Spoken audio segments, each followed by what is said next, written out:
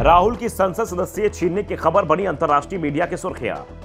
राहुल गांधी की सांसदी जाने पर क्या बोला विदेशी मीडिया। यूरोप से अमेरिका तक राहुल की अयोग्यता बनी बड़ी खबर। अब तक केरल की वायनाड सीट का संसद में प्रतिनिधित्व करने वाले राहुल गांधी की संसद सदस्यता रद्द कर दी गई है। सूरत कोर्ट के फैसले के बाद उन्हें संसद से अयोग्य घोषित कर दिया गया है। वायनाड संसदीय सीट को रिक्त घोषित कर दिया गया है। अब जल्दी यहां चुनाव का ऐलान हो जाएगा। ये मामला भारत में तो सुर्खियां बना ही था, साथ ही इसकी गूंज विदेशी मीडिया में भी सुनाई दे रही है। विदेशी मीडिया इस खबर को जमकर कवर कर रहा है। अल जजीरा, न्यूयॉर्क टाइम्स, बीबीसी और द गार्जियन जैसे विदेशी मीडिया ऑर्गेनाइजेशन ने राहुल गांधी के अयोग्य ठहराए जाने की खबर को बड़े स्तर पर जगह दी है। लिखा है, आखिरी राष्ट्रीय चेहरे को अयोग्य घोषित किया गया। द न्यूयॉर्क टाइम्स ने लिखा है कि मोदी सरकार के राजनीतिक विरोध में खड़े आखिरी राष्ट्रीय चेहरे को लोकसभा की सदस्यता से अयोग्य घोषित कर दिया गया है। न्यूयॉर्क टाइम्स लिखता है, भारत के प्रधानमंत्री नरेंद्र मोदी के राजनीतिक विरोध में खड़े होने वाले आखिरी राष्ट्रीय चेहरे में से एक राहुल गांधी को शुक्रवार को संसद के सदस्य के रूप में अयोग्य घोषित कर दिया गया। इससे देश की राजनीतिक हलकों में बड़ा झटका लगा है। साथ ही ये कभी बेहद शक्तिशाली रही भारतीय राष्ट्रीय कांग्रेस पार्टी के लिए भी बुरी खबर है।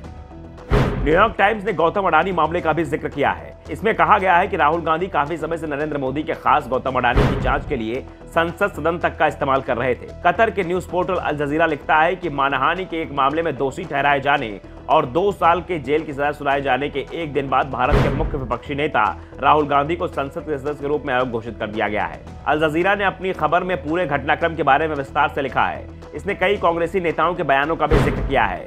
ब्रिटिश अखबार द गार्जियन ने भी राहुल गांधी के अयोग्य ठहराए जाने की खबर को विस्तार से लिखा है। द गार्जियन ने लिखा है, भारतीय विपक्षी नेता राहुल गांधी को देश के प्रधानमंत्री नरेंद्र मोदी पर की गई टिप्पणी के लिए मानहानि का दोषी ठहराए जाने के 24 घंटे बाद संसद से निष्कासित कर दिया गया है। राहुल गांधी को सजा के खिलाफ अपील करने के लिए 30 दिन का समय दिया है। उन्हें जमानत भी दे दी गई है, जिस कारण से वो न्यायिक हिरासत में नहीं लिए गए। अगर उच्च अदालत राहुल गांधी को सजा रद्द कर देती है तो वो लोकसभा में अपनी सीट वापस पा सकते हैं। इसके आगे द गार्जियन लिखता है कि राहुल गांधी के अयोग्य होने का मतलब है कि दक्षिण भारत में केरल के वायनाड का उपचुनाव कराना होगा।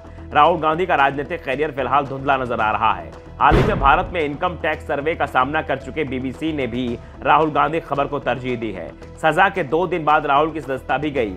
इसके अलावा अमेरिकी अखबार द वाशिंगटन पोस्ट ने अपने न्यूज पोर्टल पर राहुल गांधी खबर को प्रमुखता से लिखा है। द वाशिंगटन पोस्ट ने राहुल गांधी को विपक्ष का सबसे बड़ा चेहरा बताया। वाशिंगटन पोस्ट ने लिखा, शुक्रवार को संसद से भारत के शीर्ष विपक्षी नेता को निष्कासित कर दिया गया। इससे देश के 1 दर्जन विपक्षी राजनीतिक दल एकजुटता दिखाते दिखे। उन्होंने इस कदम की निंदा की है। पाकिस्तानी अखबार डॉन ने भी राहुल गांधी के अयोग्य ठहराए जाने की खबर को विस्तार से लिखा है। डॉन ने लिखा कि राहुल गांधी को अयोग्य ठहराया जाना भारतीय विपक्ष को तगड़ा झटका है। डॉन लिखता है, भारत की संसद ने शुक्रवार को विपक्षी कांग्रेस पार्टी के नेता राहुल गांधी को अयोग्य घोषित कर दिया। एक दिन पहले ही उन्हें एक मजिस्ट्रेट की अदालत ने प्रधानमंत्री नरेंद्र मोदी के सरनेम से जुड़े मानहानि के मामले में 2 साल की सजा सुनाई थी। Bureau report, the Navdarpan news.